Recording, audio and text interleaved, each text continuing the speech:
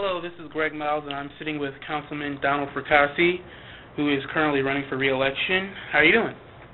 I'm doing good. Beautiful day. A long agenda ahead of us, as you can see. Great. First off, I was wondering if you could give the audience a little background on your life thus far and your political career. Well, I came aboard in 1967 as a councilman. I was council president in 1972, became acting mayor, became mayor in 73, and continued till 2001. 2003, I became a councilman again, council president, and am in that seat presently. For 46 years I've been here. Since you've been a former mayor, I was just hoping that you would elaborate a little bit on your time as mayor. Elaborate in how way? Well, I was just sort of kind of thinking that you could describe how the city's changed or anything like that. Well, the city was born in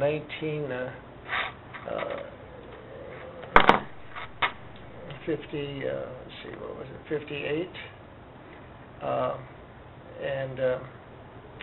And I came aboard in 67, so almost the entire life of the city I have been in government. 30 years as mayor. I was raised in the city, and so the city was all rural, all farms. Laurel Research Farm was across the street from City Hall. Used to ride horses in here. It was hunting, and had my little business here on 12 Mile Road, and I was part of everything you see today. Some 30 million square feet of office space, being the business address in Michigan, and I kind of had the pleasure of seeing a city go from rural farms to one of the major communities in Michigan. Great. I was also wondering, what do you feel the city needs, particularly if you're re-elected? What do you think you'll accomplish? Well, you have to do the everyday chores, and that in the present economy is quite extensive. I chair the Finance Committee, and of course that's the major and dominating item that you have to follow. We are down to almost $1 billion in value. Office and commercial is down about 45%. Residential is down about 50%. So it's a real challenge to pull the city out by the bootstraps and to get it back uprighted. We're planning on having a commercial development across the street, almost like a little village. We are proceeding on that. We are going to do Evergreen Road in 2014 with 2 turnabouts, and that'll be the big portion of getting the project going across the street. That's what I intend to really work with, and try to keep taxes down at the same time. A controversial issue that keeps being brought up over and over again are abatements. I was hoping you could maybe clarify your position on abatements. What do you think about them? Abatements are great. I mean, if that's all you have to do is look at what's happening in Detroit with Dan Gilbert. I mean, that's how they're building, is on tax abatements and grants. And if you don't stay competitive, you go bye-bye. Simple as that. And most of the grants abatement that we give is just capped, and after the 3, 4, 5 years, 12 years, whatever it is, then we get full taxing ability. So it's a means of bringing business in, making them part of the community, give them a break for a few years until they get started, and then paying taxes like everybody else. So, that's the name of the game. Everybody's doing it, not only city to city, but state to state. So if you don't stay in that competition, people have choices to go anywhere anymore, even internationally. So you're competing every day to get new business and to maintain business that we have. You mentioned competition. I was just hoping a little bit that you could elaborate on that, not just in regards to business, but also in federal dollars and whatnot. Just sort of kind of talk about the competition that the city has. Well, there isn't much coming from the state or the federal government anymore, so really there's little competition to go after grant money, because there isn't too much of it. There used to be a time when there were grants that were available that only certain communities could, if you're ready to go, could achieve it and get these grant monies in. But today they're so far and few that we go after the ones that we can use, and the most often we get them. All right. Another issue that you often talk about in the city council meetings are restaurants and the need to bring restaurants into the city. I was hoping you could spend some time discussing that a bit. Well, I was in the restaurant business, so I can speak freely on it. We don't have enough of the restaurants that you can sit down, have a comfortable meal in. They have pretty much vanished from the city. They have a tendency to be very competitive where they are put as far as the chains. They look at the demographics, they look at zip codes, they just look at the last census tract to find what cities they're going to go into. They have limited capital to invest, so they spend their money where they think they can get the best bang for the buck. And we have to be able to compete and show them that we qualify in all aspects of that, both location-wise, business and residents, to serve them. It's we used to have quite a few restaurants in the city, and when I say restaurants, I mean sit-down, family-style, like a Red Lobster, not Arby's, but Applebee's or something of that sort. And then we used to have a lot of independents like myself that used to be in the restaurant business here that did real well and for a while. The thing that we're getting are mostly fast food, and that's just to gear to the people who come here during the daytime from the office and commercial buildings. But as far as residents, we have to have a balance where our residents don't have to go outside the city to eat. They can come here, and their friends can come here too. And we can draw people to our community with that fine restaurants. So we have gastronomy just opened up over here, and that just took over where Morton's was. But it's a good start. Next, I want to ask you two related questions. First off, I want to sort of kind of get into your head during the Walmart decision and sort of kind of figure out what was going through your mind during that vote. And I also want to ask the question of, going forward, there are a lot of controversies about business development, and I was wondering how, if you're reelected, you would try to balance the needs of both the residents and the business community in decisions like that. Well, let me take the last question first. I don't think that the residents in this city are against development. After all, if they look at the tax bill, commercial pays almost two-thirds of their tax liability. So the more commercial you have, the less taxes they pay. What's happened now is that because of the value of homes and of real estate, commercial real estate, it's not that great anymore, but you have to get those numbers back. At one time, when we built the city, we took 10% of the land and we said 10% would be commercial And that 10% would be 75%, pay 75% of the taxes. And that's the way the city was first planned, a master plan.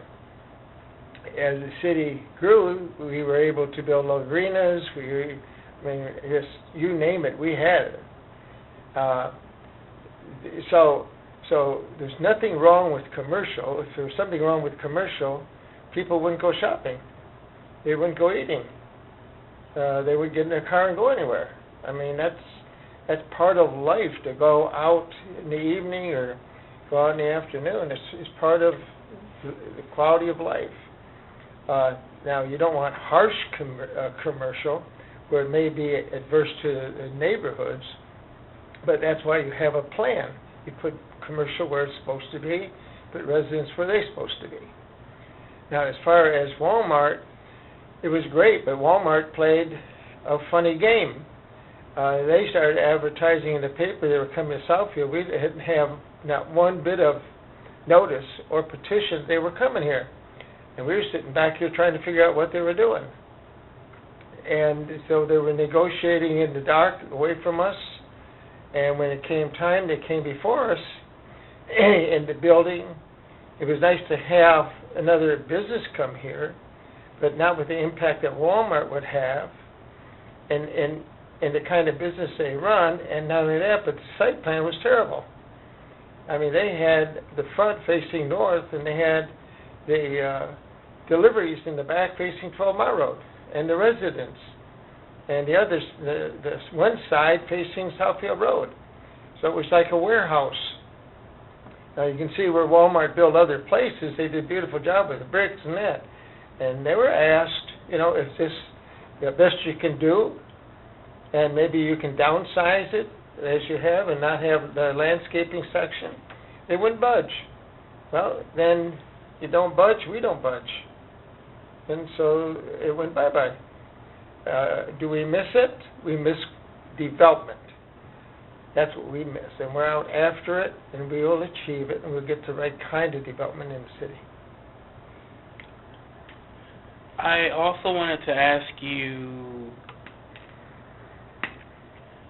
what are your thoughts on the city's roads? On the what? On the city's roads. I know some of them could use improvement, and I just wanted to sort of kind of pick your brain about that for a bit, just see what your thoughts were. A lot of people don't understand roads. They drive through the city and they drive their car and they don't think all the roads, because they're in the city limits, are Southfield roads. Are not. In other words, if you go from 8 Mile Road north, all the east-west roads, 8 Mile Road, 10 Mile Road, 12 Mile Road, are all county roads. Southfield only has 9 Mile, 11 Mile, and 13 Mile. Then going north-south, the only road we have is Beach, Inkster, and Evergreen. So when you drive on those streets, you'll see there's improvements. We're going to do Evergreen in 2013, both between 8 and 9, and also from 10 to the expressway. We're doing 9 Mile Road from Greenfield to Northwestern. We have done Franklin. We have done Inkster. We have done Lasher Road. We participated in Lasher Road. We participated in Telegraph Road. We participated in 10 Mile Road. Even though they were county roads, we pay a certain percentage towards them. So I would say that we are really, as far as major roads, a little ahead of the game. And but we have to keep maintaining them, because that's what's happening. There's no maintenance money, nowhere. There's no funds for it. There's no state funds, no federal funds. They're letting all the infrastructure in these cities go to pot. And it's too bad, because if you don't tar the grooves and you don't take care of the roads, when they have a pothole, next thing you know, there's 2 potholes or 3, and then pretty soon the roads start disintegrating. And now we're going to try to get into the residential and make sure that we keep our residential streets maintained as well. Particularly with roads, there are intergovernmental agencies that the city has to work with. And I was just wondering if you could discuss how you work with other governmental agencies how you might have worked with MDOT or what you discussed with them, and what the discussions are generally like. Well, we do that all the time. I mean, you're always meeting with other municipalities as well as state and federal and Oakland County governments. I mean, that's how you get things done. I mean, nobody can afford to do everything themselves because there's not enough money. 1 mile of concrete road or asphalt, it's all just pouring the concrete or pouring the asphalt, is $1 million. So you're very limited as to the amount of construction you can do because the cost is so up. All right? So you work with other facets like MDOT and Oakland County Road Commission and those, and get them to put our roads on their calendar so that they put those on for construction or maintenance. And then you sit in on the meetings at SIMCOG, which I do. I sit on the task force and make sure that we have they are a regional planning agency, and we have to make sure that they have put our program, our projects on the dates, on the planning. They're the planning agency. And they work and then tell the state, here's Southfield wants to do this, and then that becomes very competitive. All right. Also, in a lot of, especially the recent city council meetings, council has been discussing Northland Mall. I was just hoping to figure out specifically what are the issues involving Northland Mall, and try to sort of kind of get some light on how, in particular, the city council is trying to work with people don't understand that a person's land is theirs. Their business is theirs. And where their business sits on the land is theirs. We have no discretion on the ability to tell them what they can do or can't do if they have it zoned properly. All right? So there's no, I mean, it's just, in Northland's case, what we have is bad owners. And if we continue to compound that because the next owners who buy it are worse than the ones that were before it. All right? So there's nothing we can do as a city other than keeping it safe because we surround it. But as far as the city maintaining the integrity of the mall, we have no controls whatsoever. Or any other business in the community. If they break the law, we can go get them. And if they don't keep things clean, we can write code issues against them. If they break the law, we can go after them for a lot of things. But if you maintain the laws, integrity of what you're doing, they sit there and let the building rot. And that's what's happening. They're bad owners. And, I mean, I don't know. We talk to them. We try to coerce them, but they come in with investors. And the investors want to be paid off for their investment. And so they keep bleeding the places. And eventually what will happen is, it goes like Ramada. It will have to be condemned and tore down. And that would probably be the happiest thing happen right now to Northland. You sit on the financial committee. I chair it, yes. And you did a little bit previously, but I was hoping that you could elaborate in discussing some of the financial issues in the city. For instance, I was wondering if you had any ideas on how to increase revenue, or I also wanted you to discuss a little bit about the foreclosure crisis that had hit the city. Well, there's a lot of things that cause both foreclosures and revenue from the commercial. When the economy hit 2010, 2009, 2010, everything went upside down. People were not being able to maintain their offices in these office buildings. They were evicted. The numbers came down to about 78% occupancy throughout the city. And as I said, you count the assessment against them by having the vacancy factor, and so they were down about 45%. So we went down as a community from a value that the city value was $3.7 billion, that now it's only $2.3 million. So we lost over $1 billion in value. So you take your tax rate, multiply it by the value, you can see that we're doing unbelievable, that we are not in the red financially, and we are still operating where other cities are going bankrupt. But we're 240 employees down, and we have to be very careful what we're bidding on and how we bid, and trying to negotiate better with our contracts, and trying to stay within the framework of what we have to spend, and we're doing so. And even our auditor said that it's just unbelievable what the impact that we got was, that we were in, that we were still able to hold our head up. And as far as foreclosure and residential, there was a period of time when banks gave zero down.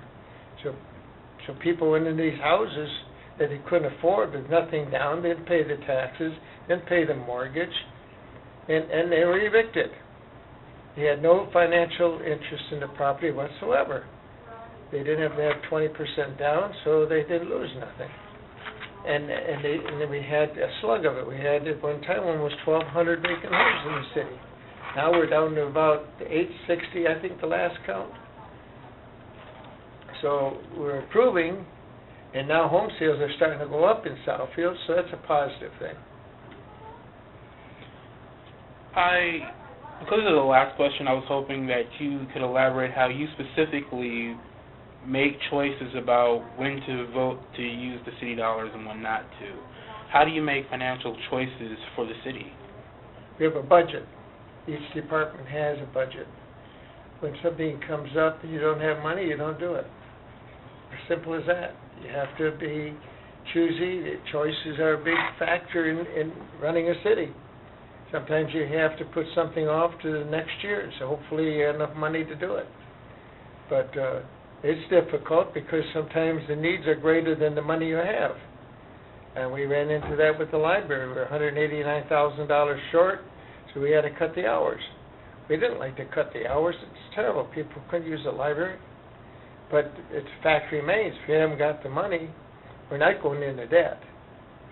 And that's the most important thing. We cannot go into debt.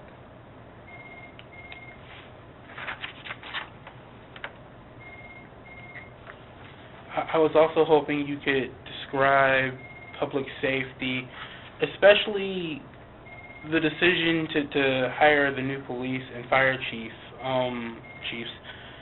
I was just wondering how that decision came about, and also what's the relationship that you as a council person have to the police? Well, you always have, to answer the last part of your question, you always have a great relationship with them because, they are, $42 million of a $65 million budget. I mean, they're almost two-thirds of your budget.